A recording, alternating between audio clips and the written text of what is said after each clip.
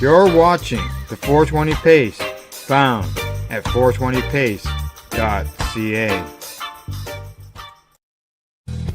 Stay tuned. We'll be right back after this toke.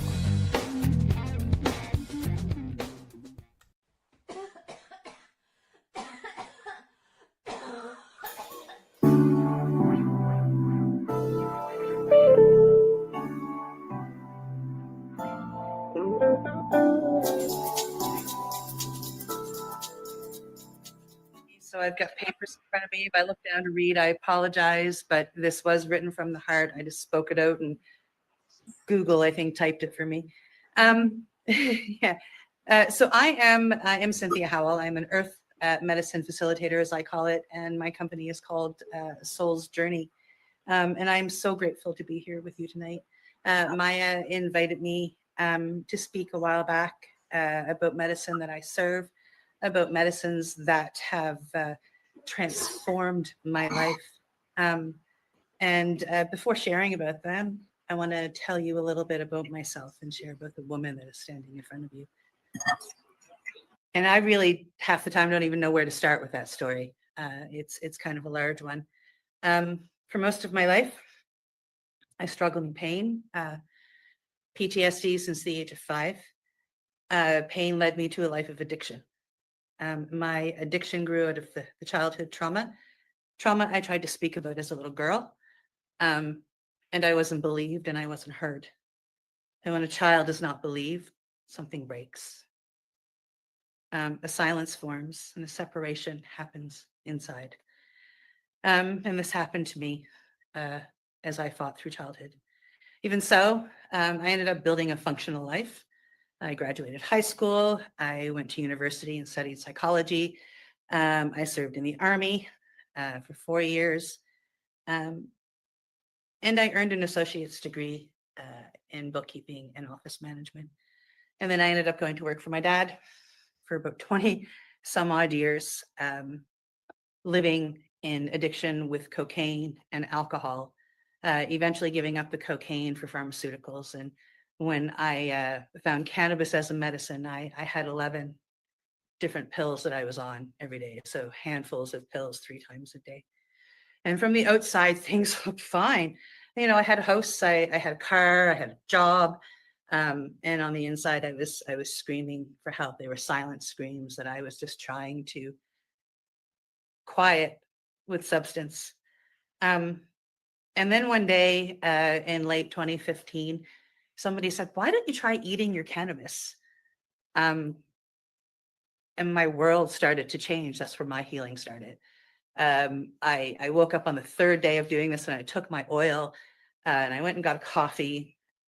And it was 2 hours later when the withdrawal started happening that I realized that, oh, I didn't take pills today. And from that point on, I worked to get clean off the pharmaceuticals. In July of 2016, I took my last one. Around that time, somebody introduced me to microdosing with psilocybin, and I was at first like, because mushrooms were part of my addiction, or I thought. So I get educated on the medicine that psilocybin is and what it can do and how it can help heal the brain, especially for those that have suffered addiction. So I started to microdose as I learned. And microdosing, it was kind of the catalyst. It was that gateway medicine that led me to the bigger psychedelics in the world. And I discovered iboga, and then I discovered 5-MeO, and then cacao, pure chocolate showed up in my face. And then combo came along, and it brought hepe, and it brought sananga, purifying, beautiful medicines. And this all eventually led me to breath work.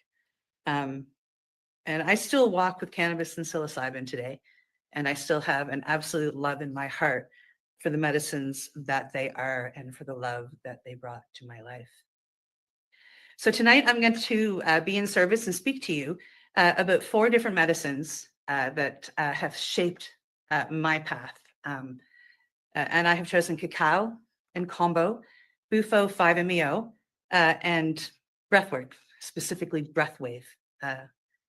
But before I dive in, I want to clarify that Nothing that I share tonight is medical advice. I am not a doctor. These understandings come from tradition, they come from ceremony and personal experience and integration. But before we go deeper, I invite you to arrive together with me. If it feels comfortable, I invite you to close your eyes, soften your gaze. Put your feet on the floor. Take a long, slow breath in through your nose. Gently exhale through your mouth. Continue to do this as you feel the ground beneath you. Feel your breath go in and out of you. Feel your body relax.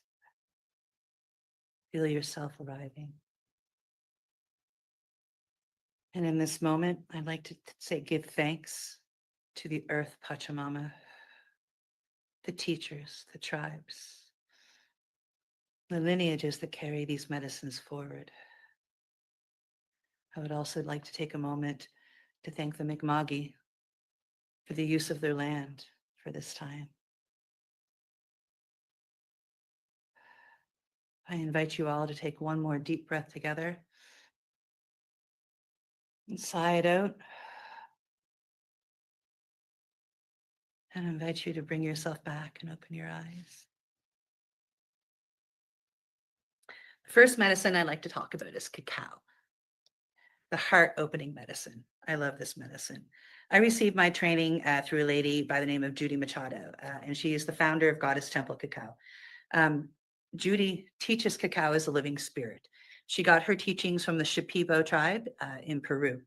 And she believes that cacao is a heart teacher and a heart guide, and it is there as a heart ally.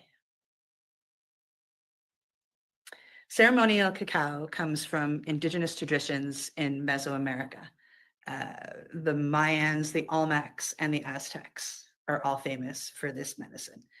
They all treated cacao as a sacred plant. For them, it was a gift from the gods and used in rites of healing, in prayer, and community connection. Everybody enjoyed cacao. Everybody does enjoy cacao.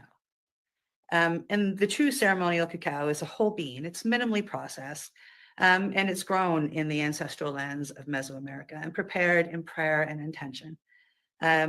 They keep the plant's full energetic and biochemical profile as they are preparing it. Part of my training was about how cacao speaks to the heart, how it gently brings us back to our emotional body. Yeah. There is no force with cacao. There is no overwhelm with cacao. It's just a warm invitation as you drink it to come back into your heart. Cacao increases the serotonin in the brain. It's the chemical of connection, bonding, and love. And, that's just a little bit about the science, but really it is a heart teacher that brings us into honesty and into feeling. It brings us into a remembrance of our heart and our love for ourselves. And that's why cacao it's a wonderful medicine for people that are looking to explore. It's soft, it's gentle, it's inviting.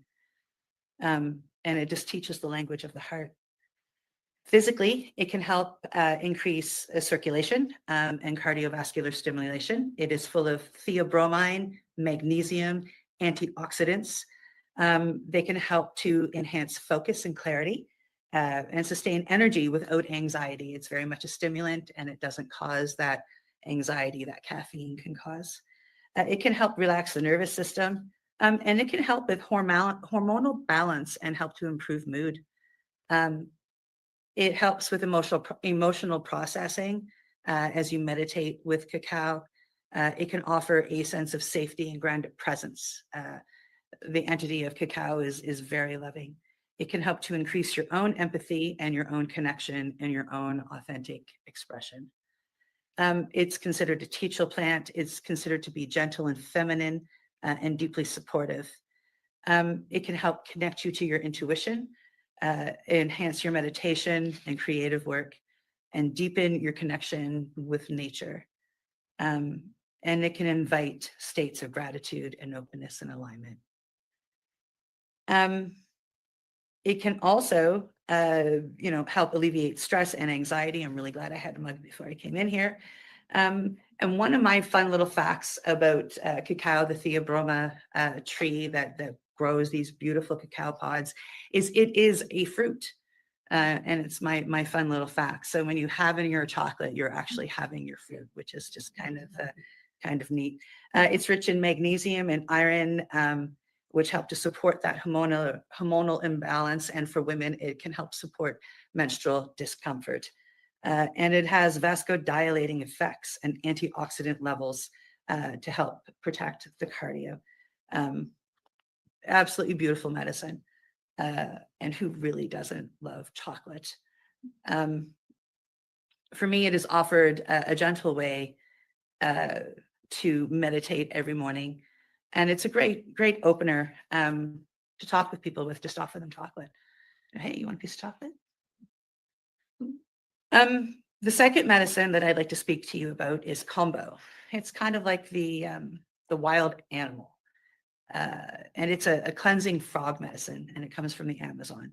And I received my training through a place called Healing Hearts Combo.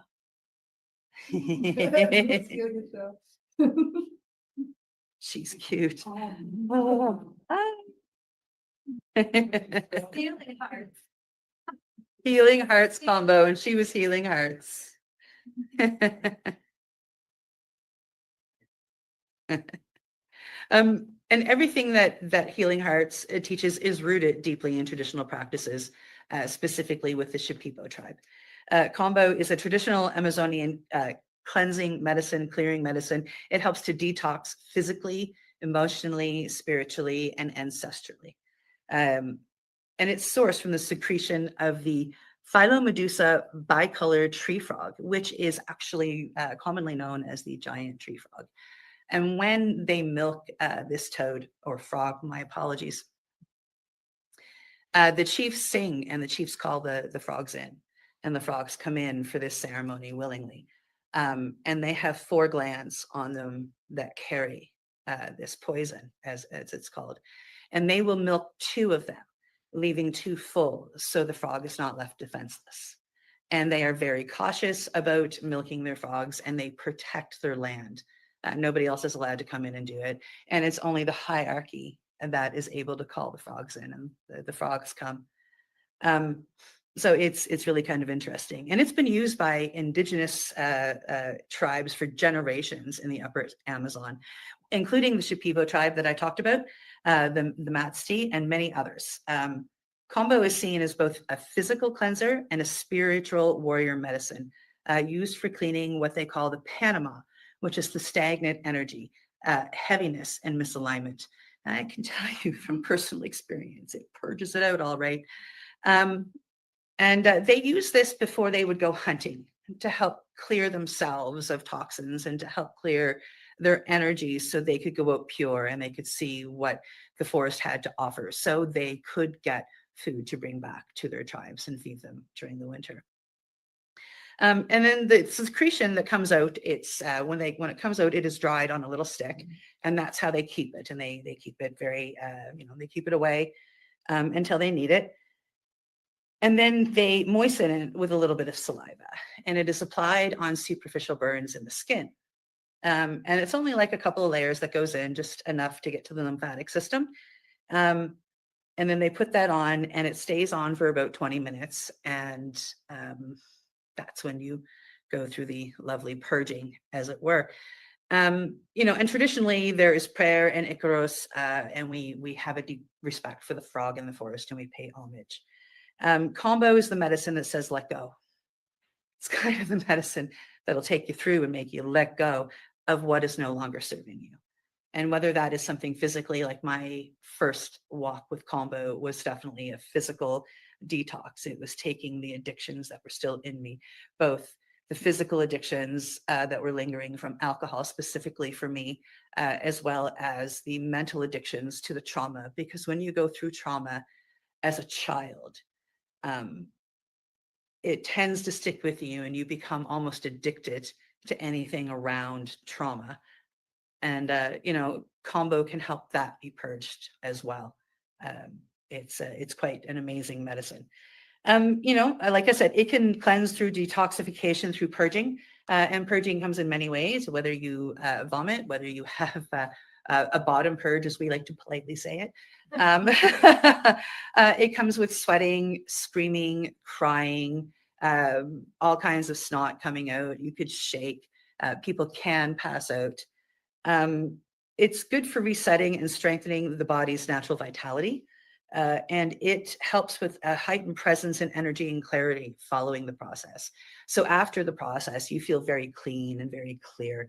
And again, I can speak to that from experience that, the best way that I explain how to feel after a combo ceremony is I feel clean and pure. And it's very beautiful. And emotionally, combo is known for its powerful clearing effect. As I told you about, clearing emotional traumas and emotional addictions. It can help release emotional heaviness and blockages. It can bring a sense of courage and resilience and personal strength. Because let me tell you, after you sit with the wild frog, and you make it to the other end and you are now feeling clear, you feel, and you are a warrior because you have sat with the frog and you've made it to the other side. In Shipibo understanding, combo is considered a protective and aligning medicine. And they use it to clear dense energy, stagnant energies, and their energetic field, and deepen their connection with purpose and focus and the spiritual discipline. It helps them in their hunt. But unlike visionary medicines, like other medicines that I have talked about, and other medicines I will talk about, this is not really a psychedelic at all. There is no hallucinations. There's no psychedelic. You purge and you purge and you purge. Its teachings come through purification, discipline, and the discipline is sitting there with the medicine on you for the full 20 minutes.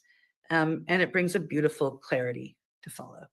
It's one of the hardest medicines I have ever sat with, next to Sananga.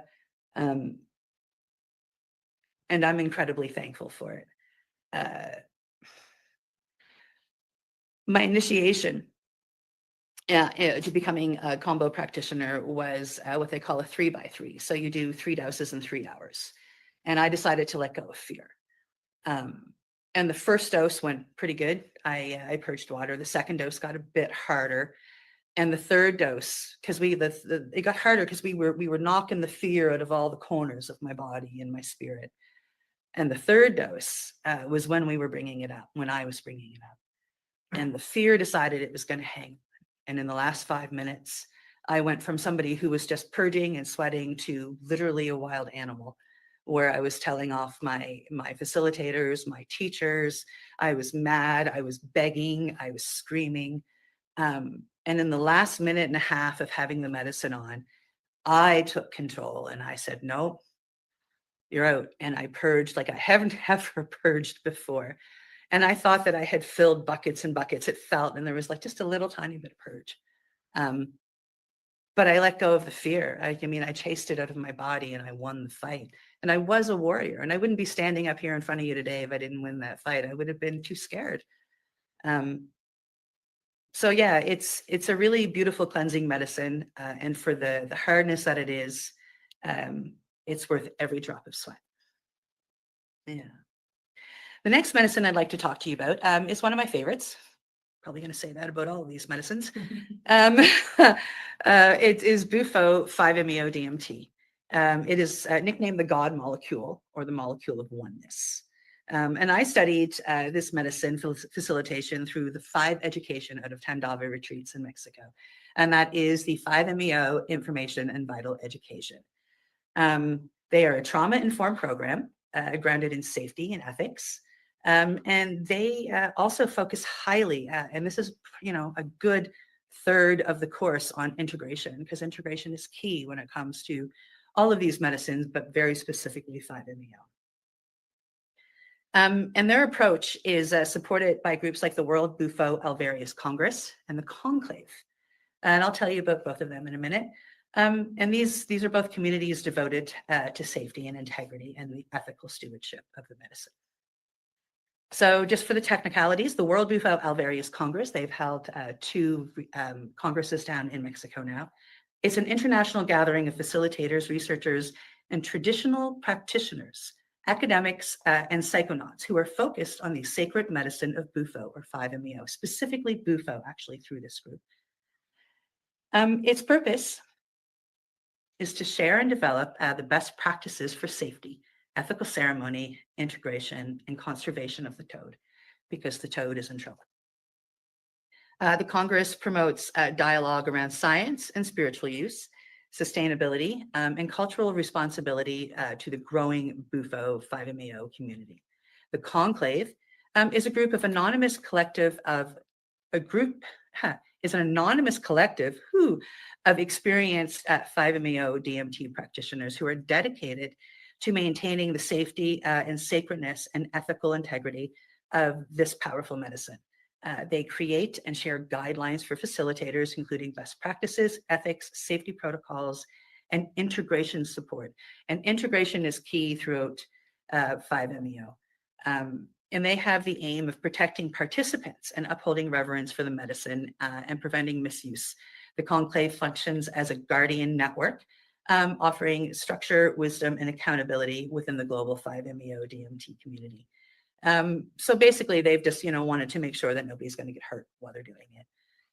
And the World Bufo Alvarius Congress is more so in the protection of the toad itself, because the Sonoran Desert goes from Mexico right up in through Arizona into the States. And right now, the toad is lost 60% capacity. So it's only down in parts of Mexico now. It's been killed off by people toad hunting because they hear of 5-MeO.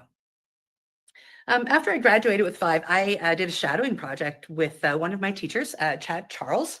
And he's a facilitator whose depth and presence and integrity have helped shape the way I run ceremony. 5 taught me a very important lesson with this medicine.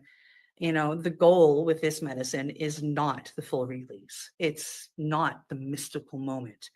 The goal is to observe, and no matter how the medicine decides to show up for you, observe what happens and see what your downloads are, and then to go into integration. And it's integration is key to take those downloads and bring the remembrance into your everyday life. How to embody what you've learned on this journey, and how do you live with what you learned? Chad, as well as the many other teachers I had, they taught me how to hold someone in the before and in the after, and how to prepare them for the inevitable, and then how to hold them and help them in the integration process, how to support their nervous system and their breath, and how to support their surrender. Bufo comes from the secretion of the Sonoran Desert toad, and it's gathered very much like combo is. They don't necessarily sing to it, but they bring it in. It comes out during the rainy season. And the different tribes that are around the Sonoran Desert, the Comcac is the one that I know people in. They protect their land now from people just going and hunting. You just can't show up. They will shoot you on sight. And they are very ethical in their gathering of their toads and their milking of their toads. Again, only milking 2 of the 4 glands so that you can leave it with protection. And the Sonoran Desert toad is a little bit special. You cannot take it more than 50 kilometers away from its home in that radius. It only has that kind of memory. And if it doesn't get home with its tribe, it will die, which is how they lose quite a few as well, because people go hunting and they go milking. They milk all 4 and then they leave it way over there. So yeah, and the only way, sorry, I had to find my spot. So this is traditionally used with the Mexican lineages. And with Bufo, the actual pure Bufo, you have to combust it and inhale it. It's the only way that you can partake with this medicine. And it only takes seconds to start working, and then it starts peeling the layers of self or the layers of identity. And 5-MeO is the synthetic version thereof. They created 5-MeO actually in 1936. So it was created before the first person, Ken Nelson, smoked bufo. Just again, one of these fun facts that sticks in my brain, not actually written here. And both are, of course, known for dissolving identity, for opening the doorway of pure awareness and pure consciousness and pure love. It's not a recreational experience. We don't really call it a trip. It's a remembrance. 5 is known as the God molecule simply because it brings us into direct union with source consciousness, pure awareness and pure love. It's the medicine that likes to say, you're not separate from anything, and you never were.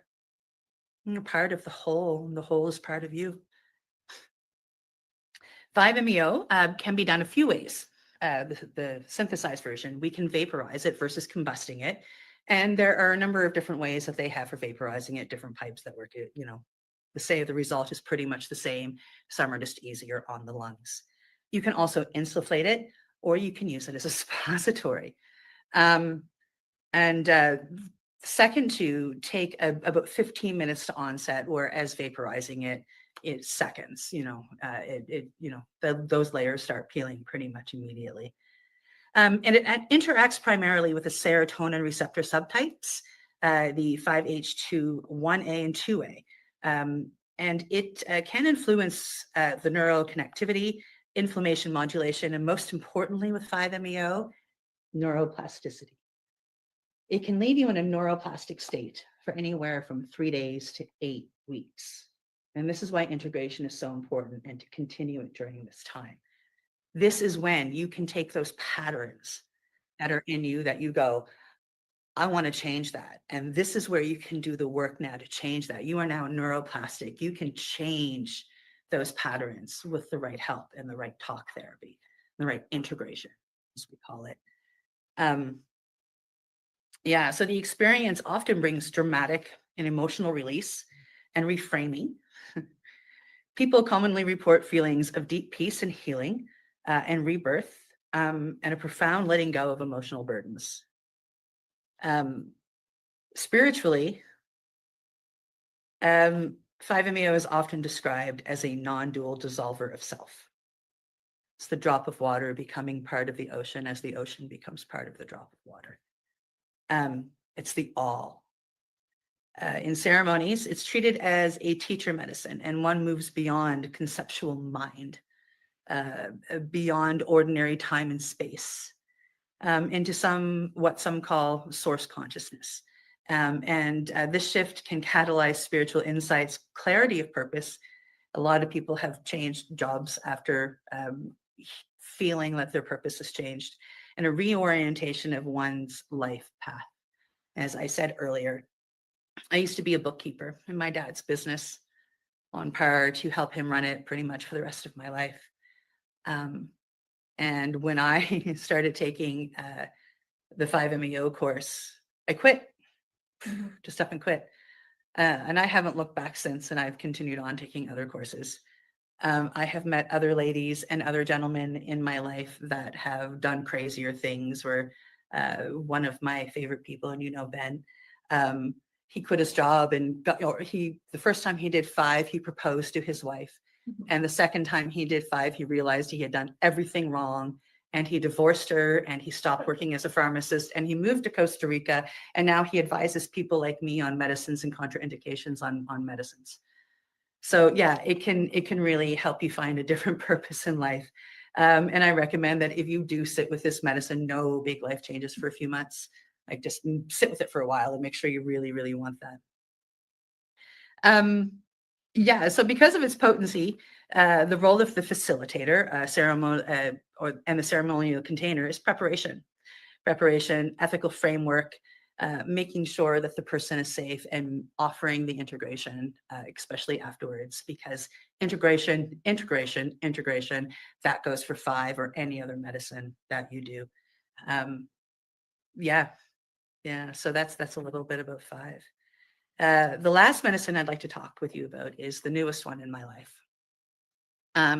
When Chad Charles was down doing the shadowing project with me, We had a couple of people come in. Well, we had, quite a few people come in. And the last two that came in, he does a little bit of breath work with everybody before he takes them into 5. And he invited me, I'm there shadowing, I'm watching, I'm learning. So he invited me to come in and we do about 10 minutes worth of breath work.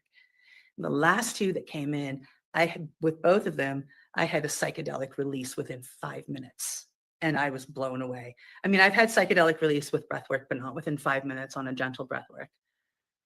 So after everybody left, I said to Chad, where do I go? What do I do? I want to learn. So he sent me off to check out a company called Breathwave. And I noticed that they had classes coming right up in Vancouver. So I said, okay, I applied and I got into level 1. So I went off and I studied under a gentleman called Robin Clements, who is the founder and owner of Breathwave. And his teachings emphasize nervous system safety and connection. And he teaches about the intelligence of breath itself. And with all the education I got from Chad, I think him sending me to Breathwave was probably the best. A little bit about this art. Breathwave is a conscious, connected breathing practice. It's a circular breath with no pause. There's no pause between the inhale and the exhale. And it creates a wave-like rhythm that kind of moves energy, emotions. It can uproot some memories and can help move tension through the body. It's built on ancient breath traditions like yoga and tantra. It incorporates indigenous ceremony, mostly from the Lakota. And he has incorporated some somatic, modern somatic body work as well. The core technique is we have you lie down, we have you breathe with your mouth open. It's an uninterrupted wave, as I said, of inhalation and exhalation, allowing you to breathe in a relaxed form. There's no force in this breath at all, and there should be no sound in this way of breathing. And it's a natural way. We get you to breathe from the root to the heart chakras, and then we get you to release all at once without pauses or any forced holds. One of the things that I truly love about this medicine is it reminds me that we are the medicine. This is a medicine that we all have inside of us, and this is a ceremony that we are all sharing at this moment together. Whether you are here with me in this room or online watching us, we are sharing in this beautiful ceremony. And we all started our life with this beautiful ceremony. And when we leave this world, it'll be the last ceremony we have. And it is with us from beginning to end. Yeah, so it reminds us that every single thing we are searching for in ceremony is inside of us. And Breathwave helps us to access this altered state safely, gently, and naturally. And it helps to regulate the nervous system and open the heart. This is one of the bright ways of breathing that is actually good for teenagers. And it can be worked with pregnant women as well, because it is such a gentle way of breathing. One of the other things I love is when I guide Breathwave, and I believe somebody said this morning in an integration circle I was in. When I guide, I love to watch people soften. I love to watch the release. I love to watch the somatics of the legs shaking, and I encourage, yeah, get rid of that energy, shake it out. I love to see them come back to the breath and the remembrance of who they are and the remembrance of their worth. Remembrance of their own innocence and their own connection to something greater. It is the medicine that says, you all already have what you are looking for. It's just in here. You just got to breathe. Physically, it activates the diaphragm. And it activates the full respiratory system. Normally, we only breathe 20 to 30% capacity of our lungs.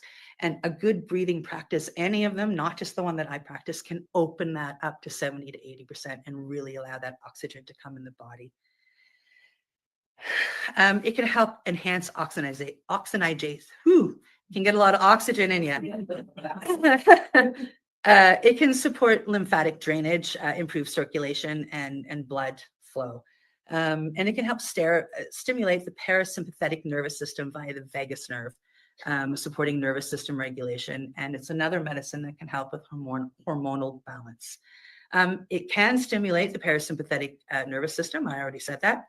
And it can lead to better organ function via massaging, because believe it or not, when you get those nice deep breaths in, and again, with any breathing technique, you are massaging those organs. And so you're giving them extra oxygen and extra blood, and you're just giving them a little bit of, hey, I love you massage, and making them feel loved. Breathwave itself offers a gentle pathway to uncover and release emotional and subconscious blocks held in the mind of your body, because our bodies hold on to trauma. It's what some people refer to as the subconscious. Our bodies remember the trauma, and our bodies, given that chance, will release that trauma. And that can just enhance our healing of our mind.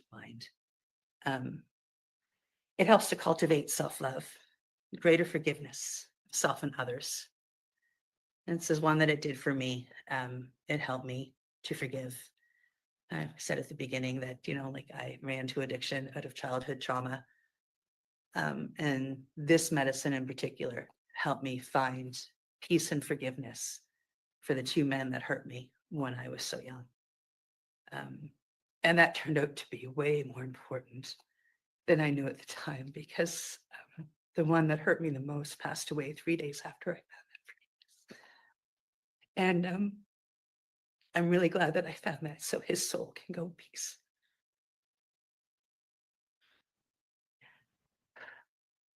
Yeah. Okay. It's a sacred medicine. Breath is life's direct connection to source. And I remind you that it is in us all. Its method invites reconnection and at the deepest levels. This practice invites awakening of one inner's intelligence. Breath, it aligns the brain, the heart, the body, and the spirit in coherence. And in this way, we can move towards an embodiment of the highest potential, of our highest potential. It's powerful and gentle breath wave, the way I teach. It as a ceremonial path of conscious connected breathing, and it engages the body, it engages the emotions, the stored wisdom, and the spirit's longing for unity. By entering the wave of breath, one clears, one heals, and one expands. We do this physically, emotionally, and spiritually. All of these 4 medicines, cacao, combo, bufo, and breath, have walked me back to myself. They have helped to heal my trauma. They have helped to release my addictions. They have helped me remember that 5-year-old inside of me who has waited decades to be seen and heard. And I've helped walk her out. And each medicine in its own way, not just these 4, but all the ones that I have been blessed with, they carry the same message. Come home. Come home to your heart. Come home to your breath. Come home to your truth. Come home to yourself. These medicines don't fix us. They illuminate us so we can observe. We can observe what is already inside of us. And the real work, that life-changing work, that happens after the medicine and integration. Integration in the breathing and in the living. So thank you for listening.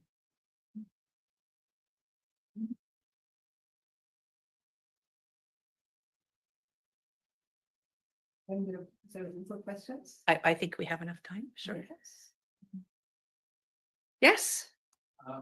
Could I ask, thank you for your presentation, and I'd like to know about cacao. If I get organic cacao powder, is that what we're looking for here?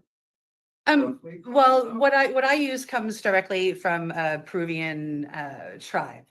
Right, but and- but without going to Peru, you can get raw organic cacao powder and still get the physiological benefits of it. Yes. great, thank you. And does that differ a lot from unsweetened baking chocolate? It's a little bit more bitter. Yeah. Yeah. I like to, if I'm making it for that reason, use a little bit of organic maple syrup or organic honey for a little bit of sweeten. And I get an organic alcohol-free vanilla and put a little bit of that in it. And it becomes an amazing dark hot chocolate. Sorry, I'm confused about the question. Is cacao is raw, Yes. unprocessed, like very little. Ceremonial processing. cacao is, yes. Ceremonial cacao is extremely different now from baking. It chocolate. is, yes. 'Cause But that's- baking cocoa, like there's cocoa, and if you go to a organic store, you can get raw organic cacao, which is the theobroma, and it's not got the milk in it. It's not got the extra processing in it. It's not grown in ceremony and reverence, but it is still grown from the land and not processed into with the milk product and with the salts. Right, and Yeah. is powdered cacao different than the bricks with the, the fat? They are prepared at different frequencies and prayed for with different prayers. So one operates on a heart frequency while the other one operates on an earth frequency. Yeah.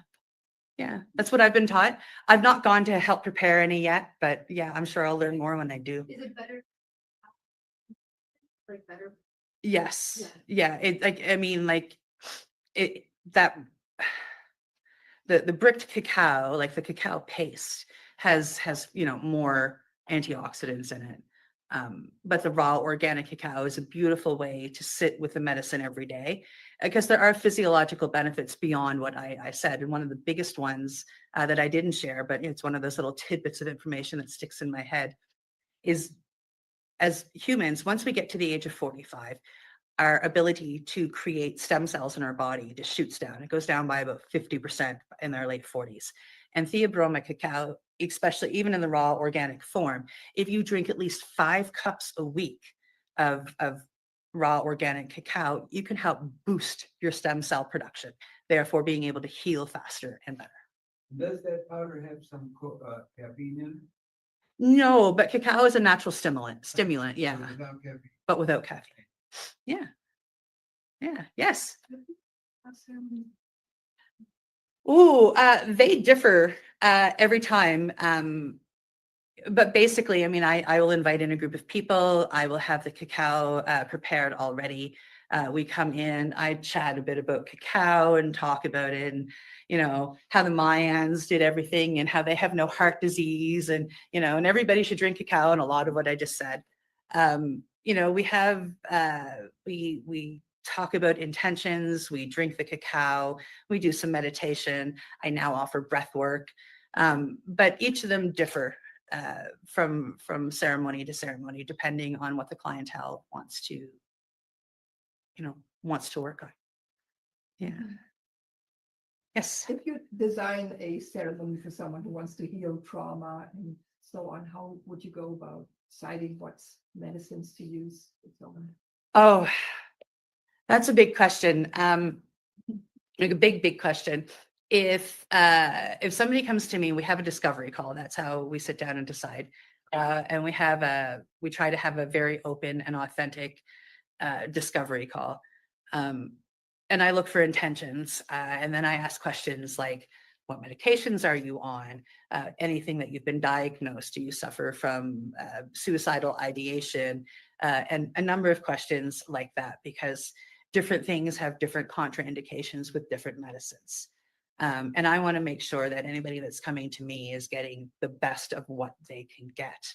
If somebody comes to me and they're taking an SSRI, the last thing I will feed them is 5-MeO-DMT. I can, cause them to have psychosis. I can cause them to get very sick. I can cause them to die by mixing the two. So you have to be very careful with different medicines. It's the same with combo. If somebody comes to me and says, I've been detoxed from my addictions now for 4 weeks and I would like to help detox them out of my body, I'd be very happy to do that. But if they told me that they used iboga to help detox them, well, I got to send them away for 6 weeks because you can't use iboga directly before you would use combo. So each person is different when they come to me. So it depends on where they are in their life and where they are in their healing. And I do my best to step up and meet them where they are to help find the best pathway for them to get to where they want in their healing journey. You're welcome. You do the integration aspect of the ceremony as well? Just repeating the question. I've been asked if I do the integration as well, and yes, especially with the bigger entheogens, I insist on it. I work it into the cost of the ceremony, and that way you have a number of sessions already paid for with me. Now, if I am dealing with somebody that I don't have an empathy for them, like it's a gentleman that's come to me that something's happened to him and I'm not a man, I can't necessarily understand that. And he tells me that he would be more you would be more comfortable speaking with somebody else. Well, the money that I have now worked into the cost, I will pay somebody else to do the integration work specialized for each participant. Does it look like it's like a talk therapy? Very much like a talk therapy, focusing on, the ceremony that we just had, and what you gained, insights that are coming to you, what's come up since the ceremony or since the last integration talk, because those are some of the downloads that you get, is just like little pops that come into your brain as you're going along afterwards. And it can last up, like I said, to eight weeks, especially with 5-MeO. Yeah, so I highly recommend it. How many integration sessions do you do? Does that change? For me, I do 2 with every client, and there's the option to hire me for more, or the option to find somebody that you might be more comfortable with. Some people have a talk therapist, and therefore they can go back to their talk therapist as long as as long as they're being open with them about what they're doing. That integration can work very well as well. Yeah. Yes. Got kind of a two-part question. Sure. First part, you kind of piggyback off the sourcing. Curious of your opinion on how to, if you have any recommendations of where to source from, or if you how to vet people or sources that you're getting it from. Myself. Say I want to buy a bunch of or, Yes. Or get to go to a combo ceremony and get some combo on me. How do I know that they're doing it in the ethical way that you're talking about? I'm going to say this, but I have no online presence. I mean, you've got to research them. And with me, that's why I'm so open about where I got my training, because my online presence is currently being worked on right now, but people can go check out the online presence of the people I work with. It's very easy to research people, and find out, if they're following protocols, if they're following ethics. It really comes down to being open to chatting with them. I've been very lucky in my career. The people that I sat with the first time, I saw them in the first Dosed movie. So I watched a movie and then I'm going, ooh, I'm going to go take this crazy medicine from Africa with some guy that I saw in the movie in Vancouver. Off I go. I was very lucky that way because they were vetted, pretty much for the world to see. And they are, they're a lot of my mentors, those beautiful humans. But it is, it is something that you have to watch, and really it's the same as vetting anything. Watch reviews. If people have an online presence, there's going to be reviews. Research the people that they learned from, research the schools that they went to. That's why I offer you can look at my degrees, you can see the certifications on my wall, and these schools and these places are very easy to research and of themselves. The school that I went and took 5-MeO from, they're involved with Ivy League Ivy League universities studying this medicine, what it does to the body and the mind and the emotions. It's really, really cool stuff, a lot of these places. Yeah. I don't know if I answered that very well, but Yeah, the second part, like you just mentioned, like everybody should drink cacao, right? And like if everyone, because these specific things only grow and are from a specific region of the earth, I'm just wondering if your opinion on like how to get accessibility to like a really large amount of people if these things really took off. And then also if you were aware of any like northern hemisphere analogs to some of these things, even like combo of like, oh, like this is what warriors did in the First Nations in Canada, for example. The Canadian First Nations, as far as I know, they didn't use combo simply because the frog that it comes from is in the Amazon. So that's why it comes from there. Cacao is one again that comes from Mesoamerica. Now it has been appropriated. They grow the majority of the cacao or the chocolate, the chocolate as we know it in the stores today, is grown in Africa. In very large places there, although a lot of them have been burned sadly in the last year.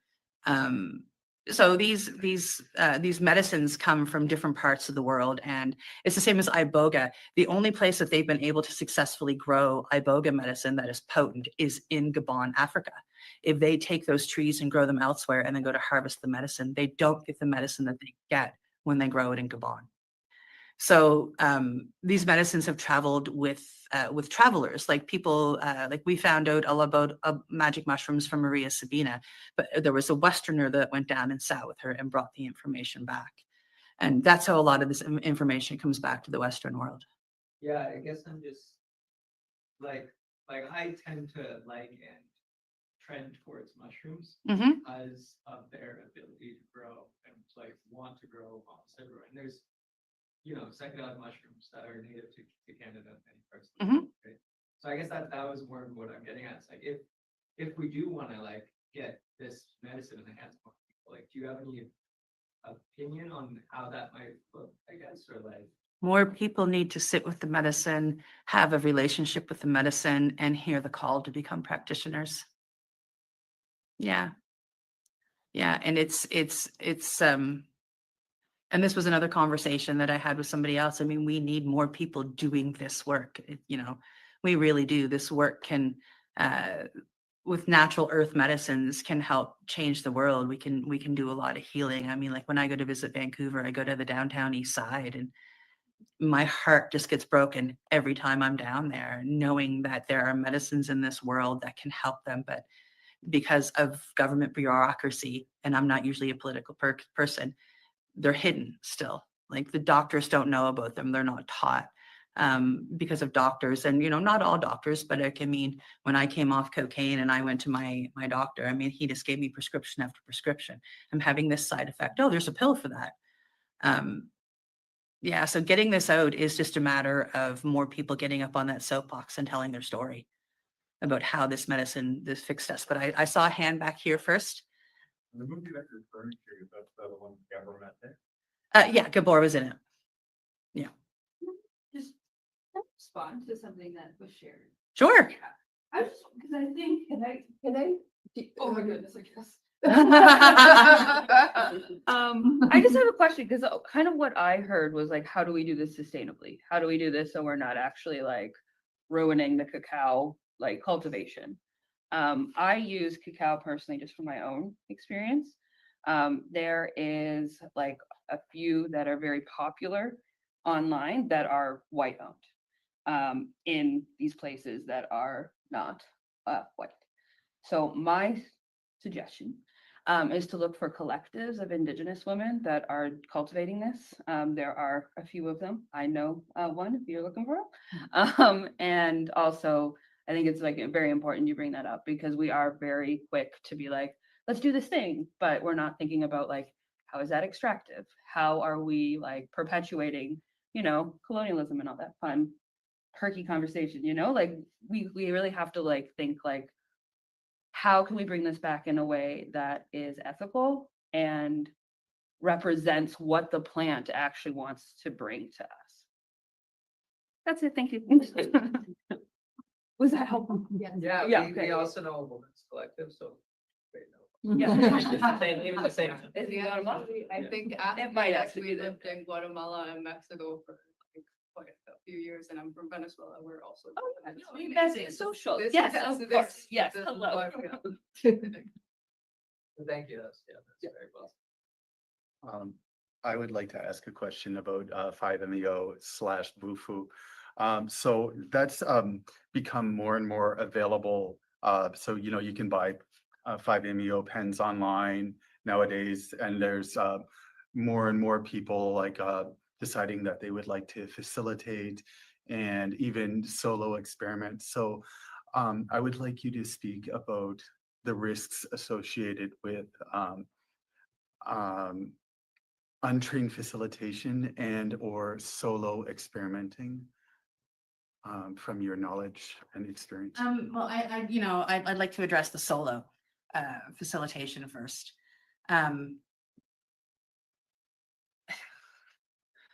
The best way to explain solo facilitation about 5-MeO is don't. Just plain and simple don't. It is one of the most unpredictable entheogens known to man. My own experience, I have been able to go up to 17 milligrams without a full release.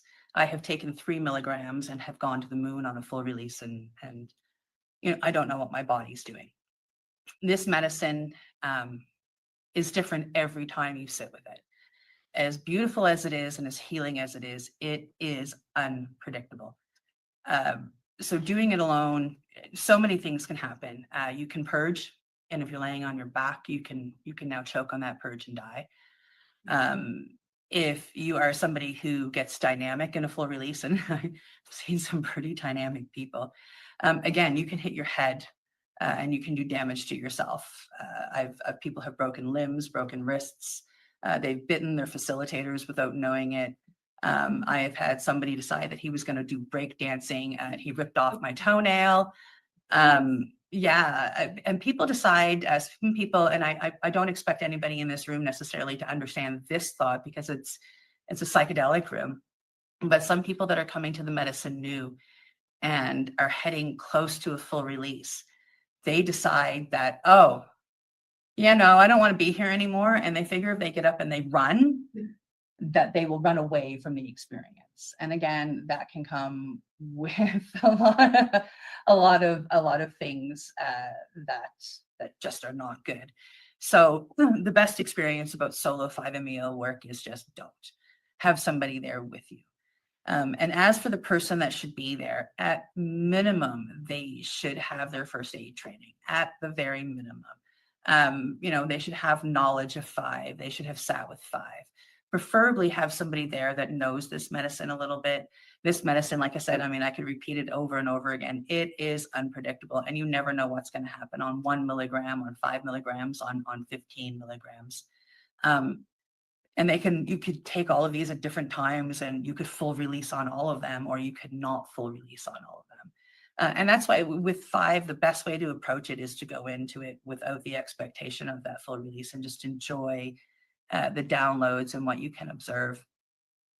But yeah, having somebody with you that can help you, and somebody preferably trauma informed as well, because 5-MeO can open up memories very fast and it can open up traumas very, very fast. And this can also then come along very slowly over the 8 weeks of neuroplasticity. So yeah, have somebody there who has some knowledge, preferably a trained facilitator. I understand that, a lot of us have tried an NDMT at home and it's safer to do at home alone. Although I recently know a friend who had a very bad trip on it and he hurt a lot of people. So again, although it is a safer medicine to do at home alone, really you shouldn't have somebody else there with you in case something comes up, because you could end up fighting a demon and hurt yourself or hurt others. Does that answer? I have another question about. So you mentioned that it works on the serotonin Yes. 2 receptor. which is the same, I think, as psilocybin, is that right? The same. Very similar, yeah. So I'm just curious to know a bit more about the difference between the two and how they work for the medicines. I can't honestly speak to the science of psilocybin. My education with that is from elders and not from scientists. 5-MeO primarily only works on these receptors and they flood them. So if you're taking any other serotonin medicine, you can go into toxicity and you can go in, you can die and you can have psychosis for the rest of your life. But yeah, so 5-MeO goes in and they flood, like just completely flood those receptors. Whereas I think psilocybin, it works different. You can take psilocybin with SSRIs. The SSRIs just block the psilocybin from doing the work, so you actually have to take more. So that much I do know. Yeah, straight up, I'll be honest with what I don't know. So yeah, yeah, you're welcome. Or Kimbo, since it's not a psychedelic, during the experience, like, what are you experiencing? Is it just like physical pain? Are you remembering memories? Like, are you purging like physically, but also like, I mean, I guess I'm just curious what the experience is like. Sounds like it's Not to scare you away, but combo is like taking, do you remember when you were a kid and you had that 2-week long flu and it was horrible and you vomited every day and you lost 20 pounds? You don't lose 20 pounds, but take that worst flu you've ever had and knock it into 20 minutes and that's combo. Yeah, it's a detox, right? So it feels like that, like you get the stomach cramps, like you have the flu, you can have diarrhea, you can vomit. Physical. Yeah. Emotionally, like I explained, it helped me to release fear. I don't know if you know anything about IFS work, internal family systems. There was me, like the me that's standing here talking to you, and it was almost like if I closed my eyes while I'm in the retching pain and vomit, I could almost see me grabbing a hold of this black mass and saying, "Oh, damn spot out, like get the, excuse my language, fuck out of me." And like, I mean, and this is what I'm yelling, and I'm telling my facilitators to F off, go away, stop with the tobacco smoke. I don't need any more mapacho in my face. And all of this stuff. But meanwhile, when I closed my eyes, I was inside fighting with that fear, saying, "You got to go." Yeah, like I felt the internal fight, and I could feel that second that I won, and like the next second I purged and I purged and I purged. And there was the water that I drank, and it came up. It actually that one came up pure black, right? It came up as the mass I saw when my eyes were closed. It was a pure black vomit. Yeah. I'm curious. I love that people are smiling at that going, yeah, right on. You're my people. I like you. And does combo actually heal any diseases or any neurological issues or? Well, it's a detox. So like, I mean, I wouldn't say no that it works on any of that, but it's a detox and it can help in the healing of the gut. It can help in the healing of the mind and the detoxing of the body, especially anybody that's coming off of addiction.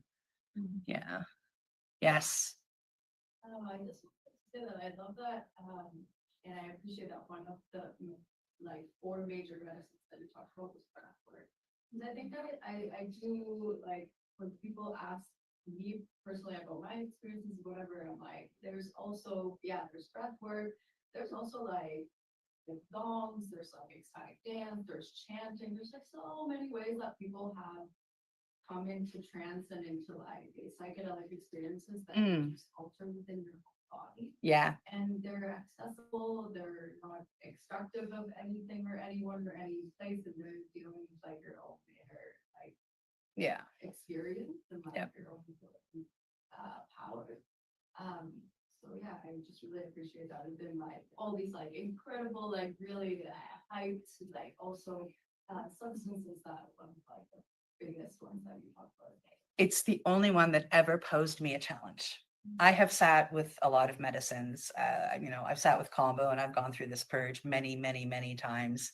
Sanonga in my eyes, like, it's like taking hot cess times 100 and putting it in your eyes. But the vision that you get is incredible. Breath work is the only one that 2 days into the retreat, I want to fucking home. Done. I didn't want to face what I was showing myself. And I went through that twice that week. And I stayed. And I'm so blessed that I stayed because, like I said earlier, I found a peace and forgiveness for somebody that I never thought that I would have that gift. And then knowing that everything I've gone through has led me to this place of service and this ability to hold a flashlight for others and tell them my story and offer them a way out of their darkness. Yeah. So thank you for acknowledging that. Thank you.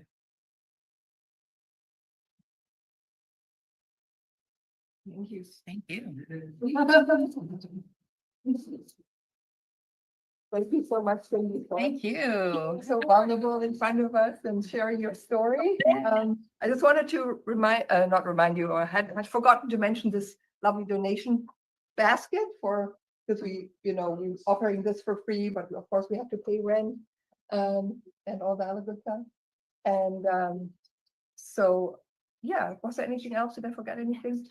Next talk is December 10th, and it's about integration. So Angela from our board is going to talk about integration on the 10th, and then the next one I think is in December, is in January. I forget, the 17th, I think. So yeah, so tell all your friends and come back, and thank you so much for coming. I just had a question, Maya. I just wanted to know about the breath wave. Oh, sorry, there was another question from Moose. Sorry, but thank you Sorry, so much for the Moose, presentation. I It didn't was look here. awesome. Okay.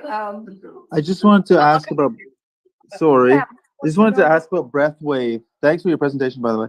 Just wanted to ask about breath wave. How long is it that you breathe, and what are the differences and similarities to holotropic breath work?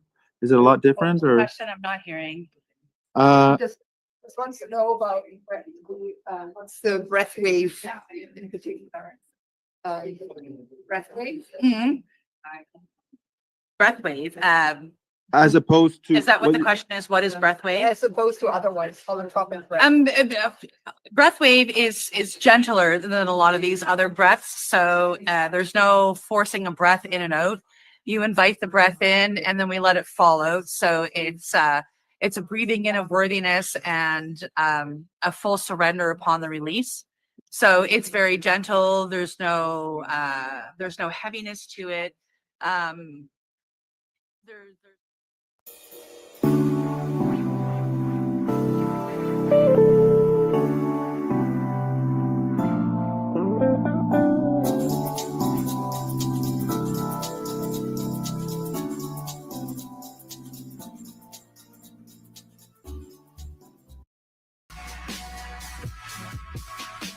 Tune in Fridays at 7 p.m. Eastern Time on 420radio.ca. It says here that Outlaw Patience is a raw, darky, funny, and brutally honest memoir of a man who spent 2 decades navigating the impossible crossroads of pain, politics, and prohibition. When doctors, politicians, and cops failed him, the law itself turned on him, and he fought back. Russell Barth and his wife Christine Lowe were among Canada's most outspoken medical cannabis patients and activists. What began as a personal struggle for pain and relief became a national battle against bureaucracy and healthcare system, and often preferred punishment over compassion. From police rage to courtroom absurdities, from the trenches of Parliament Hill to the quiet desperation of chronic illness, Barth exposes a world where sick people can be treated like criminals simply for trying to survive.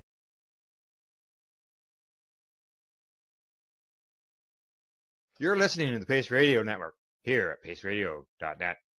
The views expressed by the individuals during this broadcast are their own opinions, and they may not be the same as those of their group or other organizations they may be involved with.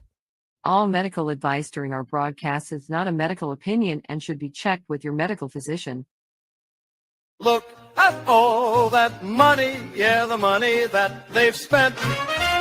Take another look and take some time for hemp.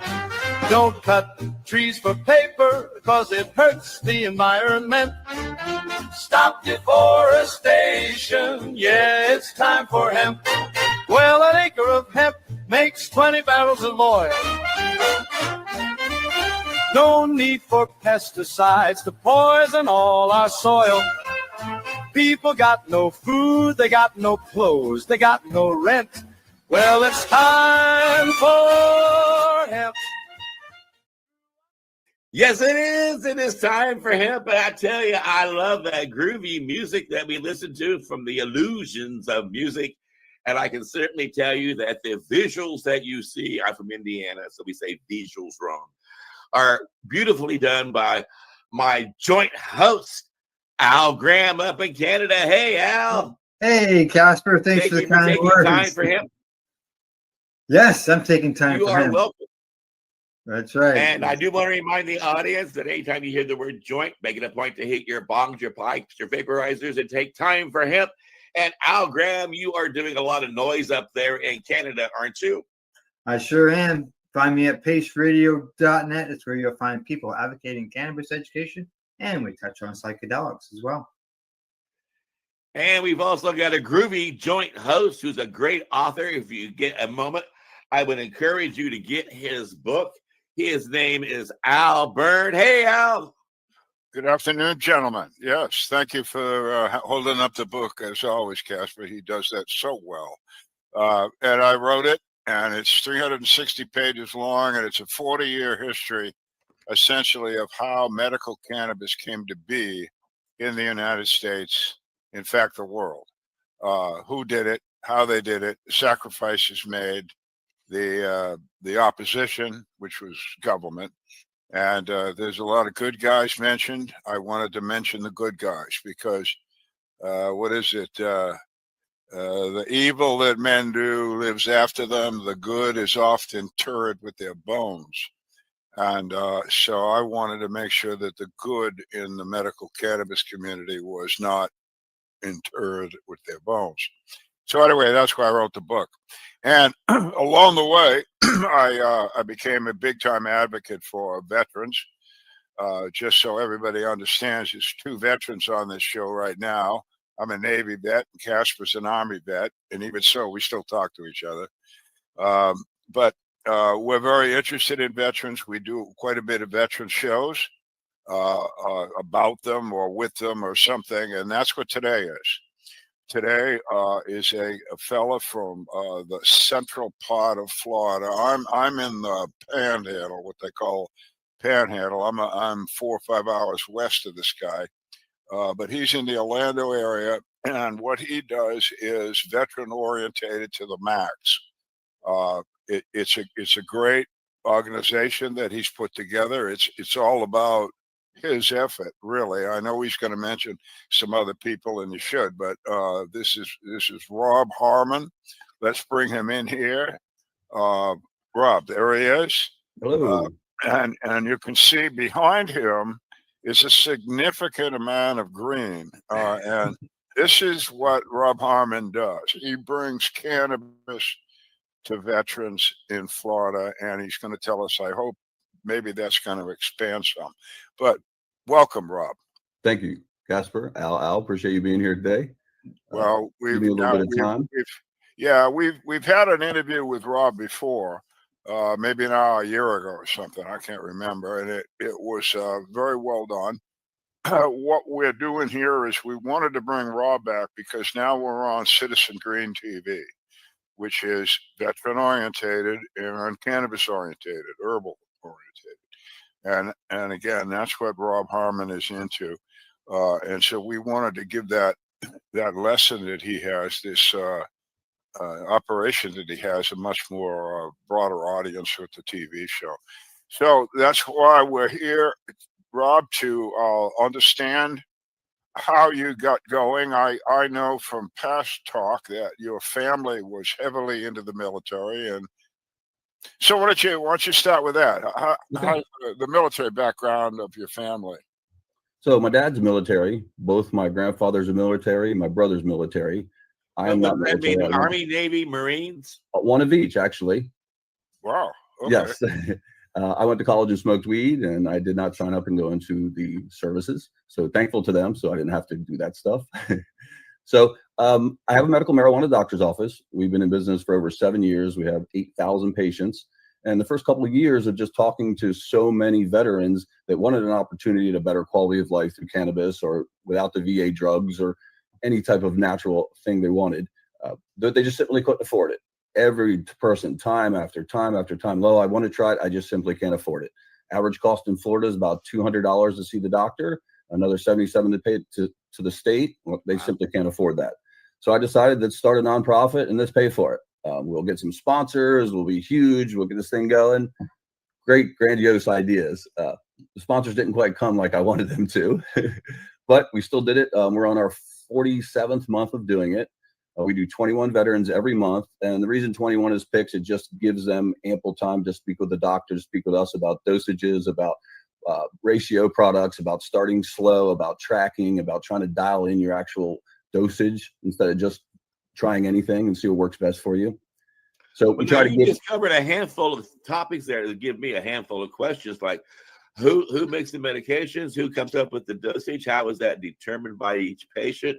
I mean, you would buy quite a plethora of knowledge without sharing how it's all done. Well, okay.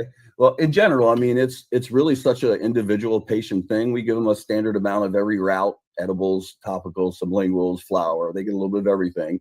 And we do teach them about terpenes. We teach them to pull COAs from the dispensaries and see which terpenes are the most dominant. If you've smoked something or had it in another way that you really liked it, go and look at those COAs, see those dominant terpenes, and target other products that have those same terpenes. And that will help you dial in your dosage and your medication. So we teach them that part of it. And a lot of them never even heard of terpenes before. And it's super interesting. And a lot of people really get into it to try to get the perfect dosage or the perfect mix of whatever format you wanted, whether it's edibles or flower or the most. Well, and then the other question too is, if you're dealing with a variety of terpenes and flavors and buds, who is growing that variety? I mean, you must have more than just like one strand that you're working with. Do you have one grower? Is it just you? You got a variety of growers? How do you pick it out? Currently we just use the dispensary stuff. I mean, I don't have a license here in Florida. This mainly is just for looks you see in the background. But that is our plans for the future of Veterans Cannabis Care, to grow our own, to formulate our own topicals and tinctures, and maybe get some high CBG type flower and really do some R&D with that. I'm working with a company called Eden now that you will see the Veterans Cannabis Care products in the Florida dispensary stores. We'll have our own line of flowers and topicals and vapes. That's coming soon. I think that's really going to help spread the word, as well as hopefully we can do some more veterans too by the little bit of profits that come in. I guess we should mention here, folks, Florida is obviously cannabis legal medically. So everything we're talking about here is everything's up and up. What Rob is referring to is the dispensary system in Florida. I think it's rather large. I know I'm about an hour from Tallahassee, Rob, and I go up there and damn, it seems like there's 18 or 20 different dispensaries. Is that kind of numbers what you see where you are? Well, there was originally 22 licenses given out. There's been a couple random ones given out recently, some Pigford licenses given out. So, and it's from seed to sale here. So there's only basically 25 companies covering the entire state. We're the third most populous state, the second most populous veteran state. So it's kind of some little monopolies they've created, for lack of a better way to explain it. So there's 20 companies, there's probably 800 stores currently in the state of Florida. Oh, that's what I was going to ask. Yeah, 800 in the state. Okay, so that's a reasonable number, but it should be bigger than that. Obviously, this is a big place geographically. Right. Some of the vendors, one of the vendors had 50% of the market. So some of them are a lot smaller, but they're expanding. A couple new licenses are coming on track. They gave out 22 licenses back almost 2 Aprils ago, and they awarded the licenses, but they haven't allowed the people to move forward with them. So that's kind of at a standstill here now too. And hopefully when the more competition comes, it'll open up and we'll get a little better products and a little cheaper prices too. Well, yeah, there was a bad history here in Florida, folks. When this situation began, we're gonna have dispensaries. The legislature here passed a law that was unbelievably unconstitutional, biased, prejudiced. It basically said something like, unless you had were actually operating a nursery, grow bushes, you could not get a dispensary license in Florida. And so it's been bigger, but it's not big enough. But Rob, give the folks an idea of a veteran needs cannabis, the process. What are they required to do? How much is it going to cost for the cannabis, et cetera, et cetera? Okay, so if typically the state doesn't give any discounts for veterans, whether it's through their card renewal or through the doctor's offices for renewals. Typical cost for them is $200 in Florida and $77 to see the state. If they come through Veterans Cannabis Care, we pay for everything. We cover the doctor's cost, which stays them $200, and then the $77.75 to the state. We cover that also. That's every year, though, right? We only do the initial. Our plan is to continue to cover the renewals, but based on money, we haven't been able to do that so far. Okay, but the state is 1 year for that. Yeah, the state is every year, and then the 7-month recommendation is every 7 months. So you do have to come back and see the doctor just by telemed every 7 months to get re-upped. And what's a cost for bud? If I go in there and get an ounce, what am I going to do here? It's a range. I mean, you can get, say, eighths for as little as $12, but as much as $65. Wow. So there's a pretty wide range out there based on quality, based on taste, flavors, all that. But there's a little bit out there for everybody. But the prices are way high and way low. So being that you work through the stores, do you work through with certain stores, or are you just basically connecting the patients to the product via the retail businesses, being that you're not growing? Well, I do. When we do the event, I typically have a sponsorship by one of the dispensaries, and they'll come in and kind of pitch their products to them there, give them some specials to go to their place first and some other stuff. So we do that through the dispensaries. I don't always get a dispensary to sponsor.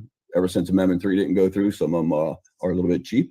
So if I don't get a sponsor, I just cover it as part of my monthly budget, because we can't stop doing it. You just got to keep doing it. And I am working with one specific company called Eden. They're new.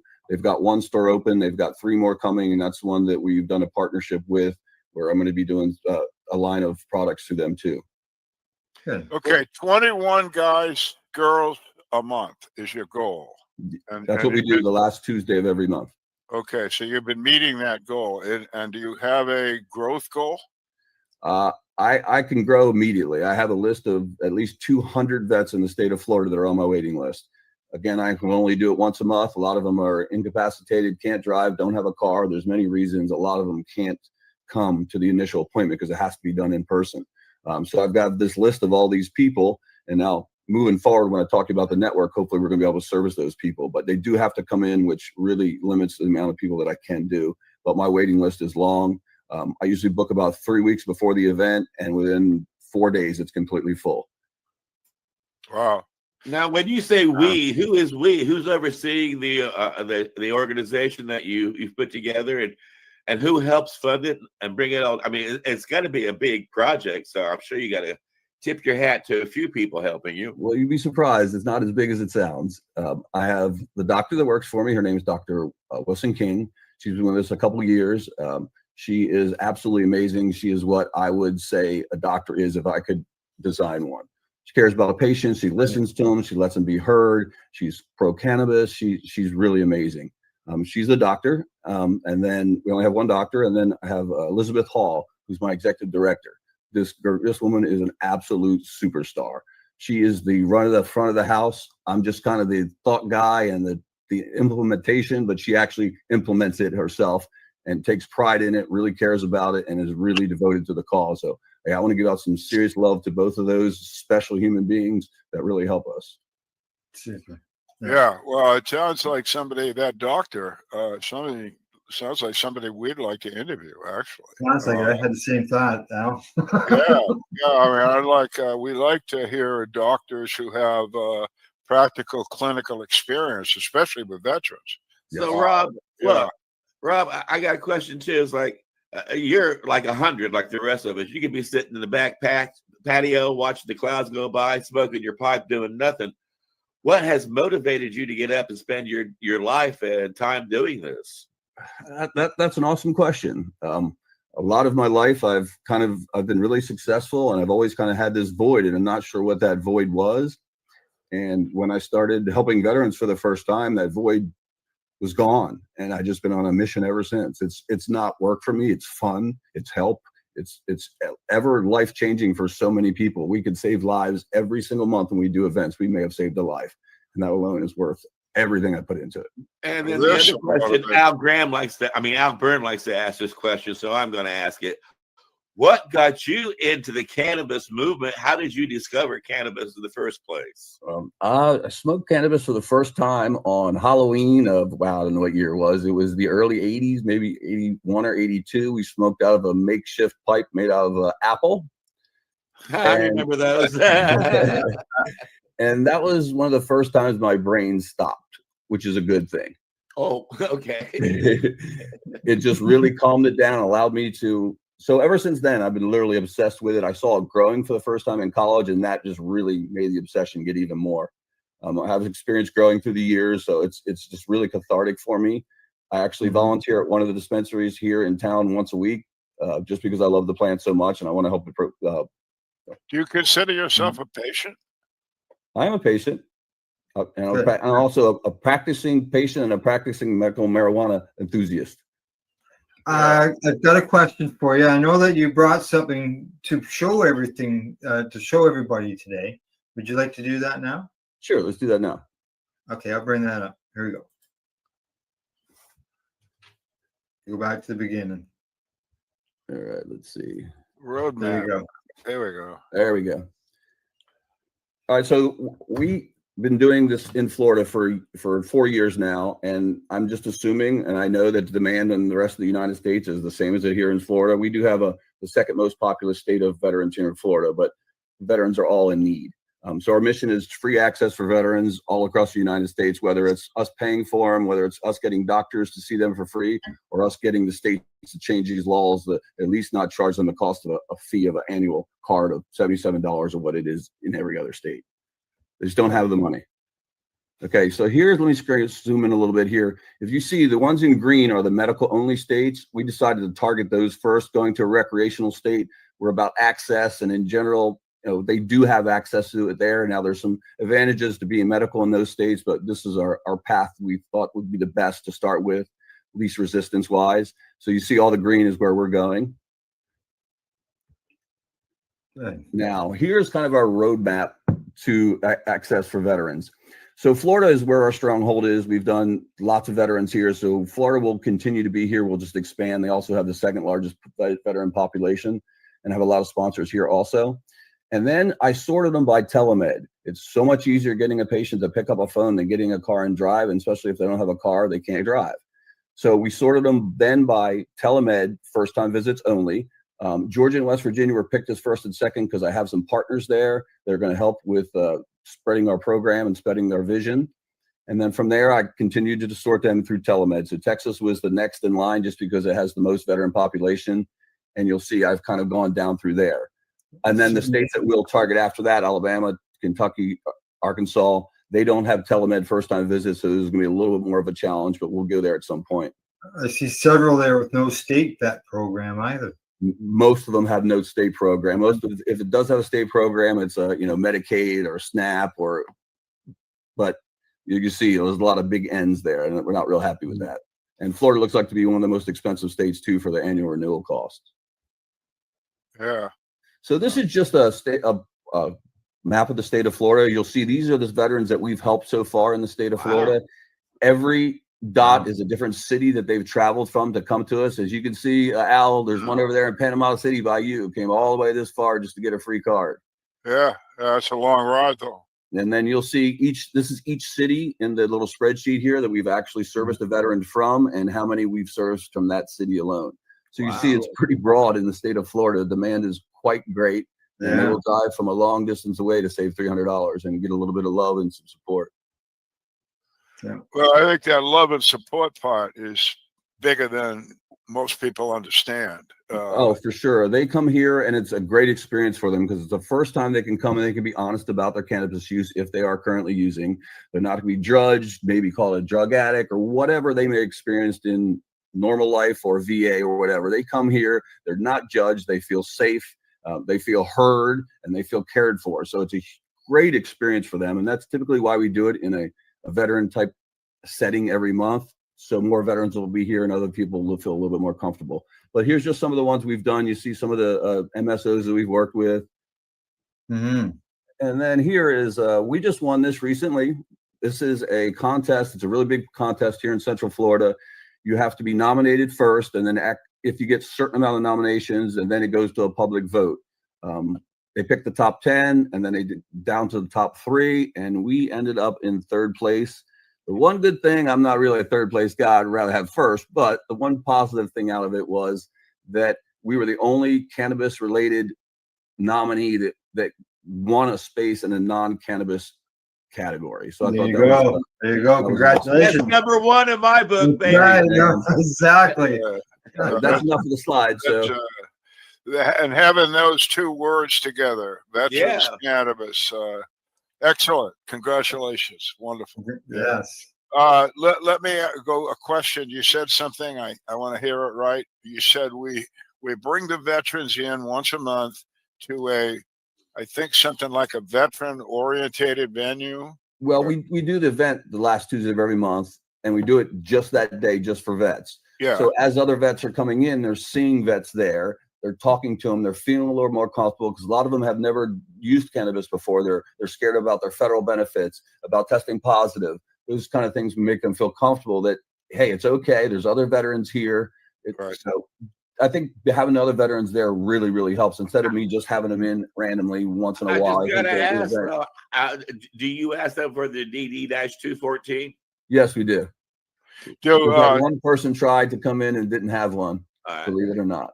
And for civilian people, that the DD-214 is the legal document that verifies your rank when you separated from the military and that you were in the military. And it's a piece of paper that if you lose it, you never get a copy of it. And if you've been in the military, you make sure you never lose it. Yeah, well, you can get a copy. Are there people, vets that come to you and still think that they use cannabis, they may lose their vet benefits? Absolutely. Yep, really? Absolutely. Wow. Well, we got to work on that. There's so many bad rumors out there, and you know, a lot of people, especially if you're a lifetime military, you want to take the chance of losing those benefits you've worked so hard for. So you believe the hype that's out there instead of the actual source that it comes from. Well, let me just say right now to the audience, if I'm a veteran, if I use cannabis and go to the VA, they say hi. All right, there you do not lose anything using cannabis in the VA. The VA 15 years ago told their folks, everybody, that if a patient came in, a veteran came in and using cannabis, that they were to treat that cannabis like they would any other medical product. That was 15 years ago. No one has lost benefits, guys. No one. And you will not be in that category. You can use cannabis at Rob's Harmon's operation or anywhere else, and you'll be all right. But I didn't mean to interrupt, but we want to make sure you understand that. Well, we've made some progress here. We have Lake Nona and Baldwin Park VAs that actually have our flyer that give to veterans and say, hey, you might want to go check this program out. They do it the last Tuesday of every month. I'm not sure how they got there. Another veteran brought them there, but every month of the 21, 3 or 4 come from the VA directly. Now, they're not supposed to talk to them in a state that's not recreational, but they're starting to have a little bit of empathy. Stigma's not as bad as it used to be. So we are getting a lot of them directly from the VA, which is awesome. Well, that's great. That's super. Yeah. Now, what I would like you to do now, we're getting down towards the end of the half hour, and what you do is amazing, and the work you do is very significant and important. But it's also a task that requires a lot of people involved. So this is your opportunity to look dead into the camera, to the audience and the world, and let them know who you're looking for and how they can help and what type of people you need to make this succeed. Thank you. Well, we're currently looking for anybody that believes in our vision, that believes that veterans need free access, that cannabis will make veterans' lives a lot better and may even save some lives. So anybody that has any type of feeling for veterans, we're open to any type of partnerships or donations. We just want to help as many veterans as we possibly can, period. And how do they reach you to make that happen? They can contact me by email at rob@veteranscannabiscare.org, or they can give me a call at 407-325-9138. And look into the camera again at the people out there who need medical cannabis and need your help, and let them know what you can do for them. Well, if you're struggling with VA drugs, or you just want an alternative to VA drugs or big pharma drugs, we're here for you. Hopefully we're going to be in your area so you don't have to drive. If you can't drive, we're slowly extending throughout Florida. So I will help you at some point. Be patient with us, but we will be here for you. And we really admire the work that you're doing. We want to keep a spotlight on you and your organization. So I'd like to have you back off and on throughout the next year as a guest on the show.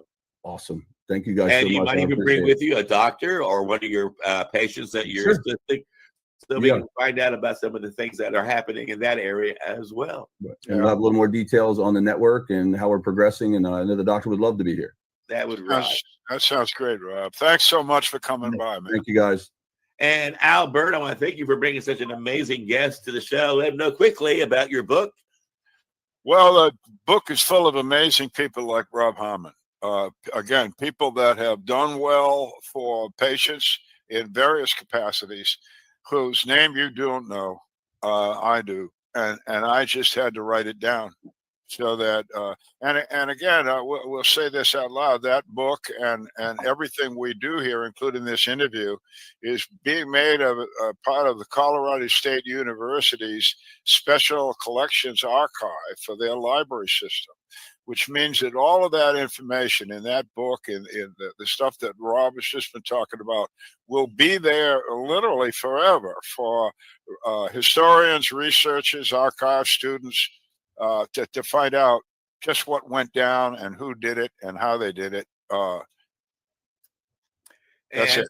And Al Graham, I tell you, it's an honor to stand in the foxhole with you shoulder to shoulder and fight this war on cannabis prohibition. And your work up in Canada is needed and amazing. Thank you, Casper, for the very kind words. We work hard at it. We, just don't like what the government's been saying about cannabis. We made sure that people found out the truth. So. And how do they find you again? You can find the PACE Network at paceradio.net, and there the subject is people advocating cannabis education and psychedelics. And I do want to remind people, if you go to timeforhemp.news, there's all kinds of groovy free stuff you can download. We got free music about how wonderful cannabis is from the illusions of music. We got podcasts you can download, videos you can watch. We even got newsletters and blog posts all about how important it is to take time for hemp. Look at all that money, yeah, the money that they've spent. Take another look and take some time for hemp. Don't cut trees for paper, cause it hurts the environment. Stop deforestation, yeah, it's time for hemp. Well, an acre of hemp makes 20 barrels of oil. No need for pesticides to poison all our soil. People got no food, they got no clothes, they got no rent. Well, it's time for hemp. Throughout Earth's history, hemp has been used, no mystery. Hemp was legal to pay your taxes for more than a century. Check your faxes, founding fathers make sense to me. It's time to grow hemp legally. Think of all its uses, it's money that's well spent. Right now, no excuses, it's time for hemp. Sustainable green industry, that's our intent. A better place this world will be. It's time for hemp. Fuel and food and clothes and soap, housing, cars. Yeah, cars, no joke. Henry Ford built a car of hemp. It's time for us to do it again. People be employed with balanced farming as it's meant. Right now it's time for hemp. Hemp is a true necessity for the wealth and protection of this country. Thomas Jefferson spoke those words. He knew the value of these herds. It's time to lift the hemp ban. It's time to make a strong stand.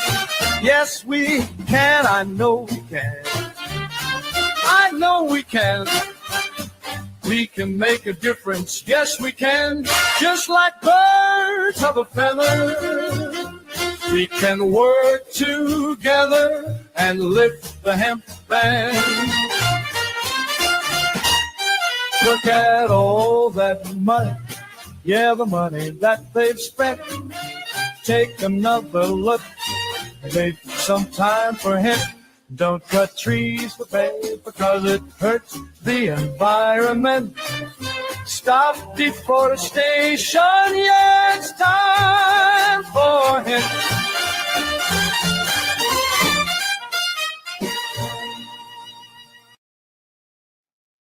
Time for Hemp is the Pace Radio Network content provider. You're listening to the Pace Radio Network here at paceradio.net. The opinions of the individuals during this broadcast are their own and may not be the opinions of their group or other organizations they may be involved with. All medical advice during our broadcast is not a medical opinion and should be checked with your medical physician. Enjoy the buzz of legalization with Campbellford Lifestyle Shop. From lights to plant nutrients, books, consumption accessories, and more. We've got all your basics to grow or consume cannabis. Visit our info center or take a look at our piercing services and body jewelry, now available in-store through Campbellford Lifestyle Shop, 17 Bridge Street West, Campbellford. Limestone City Hydroponics is Kingston, Ontario's hydroponics shop. Take your growing to the next level and create the optimal environment with a tent kit or maximize your yield with an ebb and flow flood table kit. Either way, Limestone City Hydroponics has more sizes and options to fit your needs.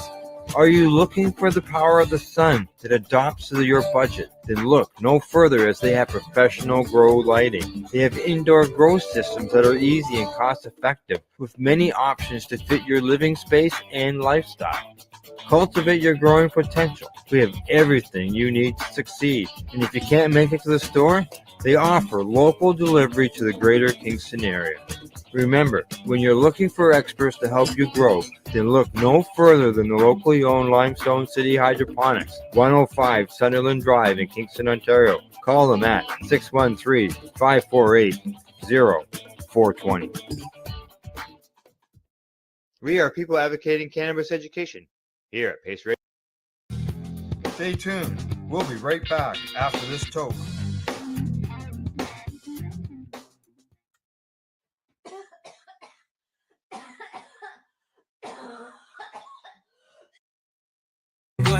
Roll another one, leave it all to chance. Rolling paper in the red eyes, long nights, slow rise. Thinking about the things I can't rewind. Let the smoke curl, let the time fade. One more hit for the ones who stray. One more hit for the ones who stray. Rolling papers and red eyes, lost in the past. Every drag takes me back too fast. Moonlight, street lights fading away. Smoke in the air like ghosts won't stay. Dog cry, been here a time or two. Ain't nothing new about getting lost in the blue.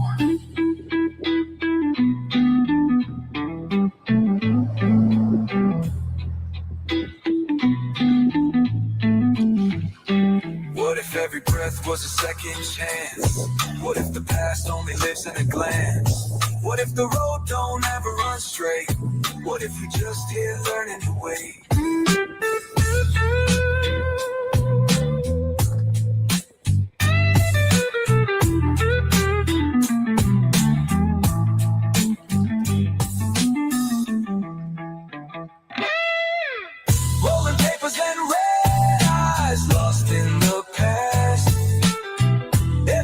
takes me back too fast.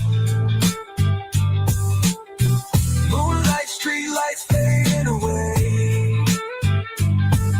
Smoke in the air like ghosts wanna stay. You gon' drive in here a time or two. Ain't nothing new about getting lost in the blue.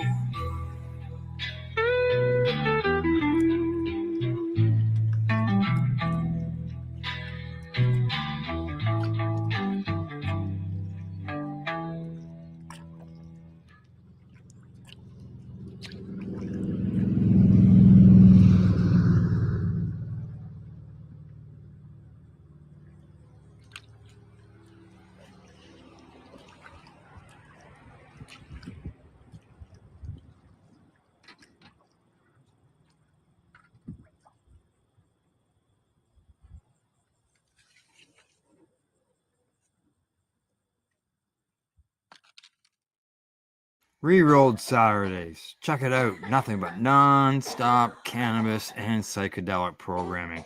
Find it at 420pace.ca.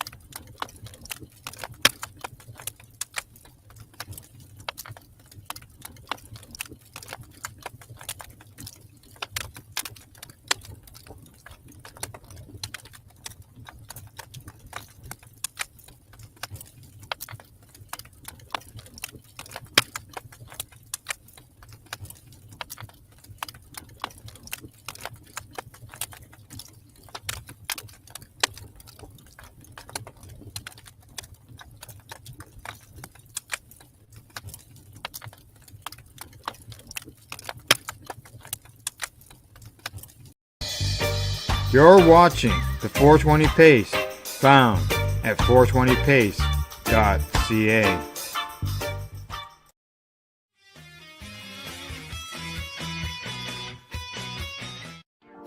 You've been watching Rerolled Saturdays. Thank you to our guests, our hosts, and our viewers.